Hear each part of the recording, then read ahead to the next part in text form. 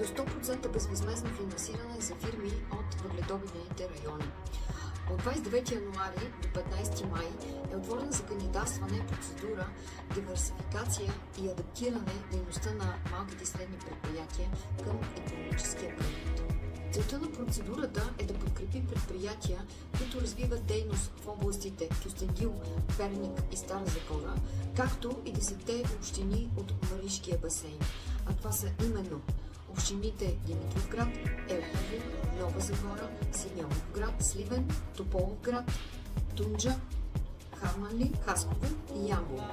Кандидатите за финансиране следва да реализират проектите си в някои от следните сектори на икономиката: производство, хуманно здравеопазване, строителство, ресторантьорство, архитектурни и инженерни дейности, информационни услуги и информационни технологии, производство на филми и телевизионни предавания, събиране и обезвреждане на отпадъци, производство на електроенергия от ВЕИ. Какви разходи финансира програмата?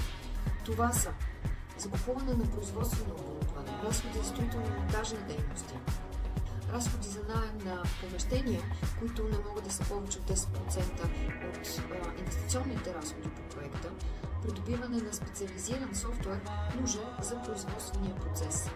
Безвъзмездната помощ може да достигне до 100%.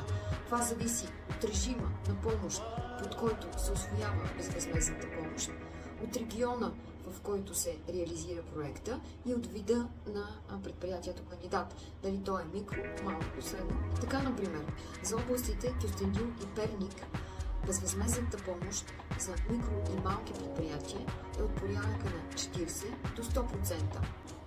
За средни предприятия от 30 до 100%. За предприятията, които развиват дейност в област Стара Загора, както и в 10 общини от Маришкия басейн, безвъзмездното финансиране за микро и малки предприятия е от порядъка на от 70 до 100%. За средни предприятия безвъзмездната помощ от 60 до 100%. Максималният размер на помощта за микро и малки предприятия е 500 000 лева, а за средни предприятия е 1 милион лева. Минималната стойност на помощта е 50 000 лева. Ако представената програма представлява интерес за вас, ние от консултантска фирма Европрограми може да ви съдействаме за успешното кандидатстване и усвояване на безвъзмездното финансиране в пълен размер, да предоставим консултантски услуги за подготовката и управлението на проекта. Повече информация за програмата и услугите, които можем да ви предоставим, може да намерите на сайта ни europrogrami.com.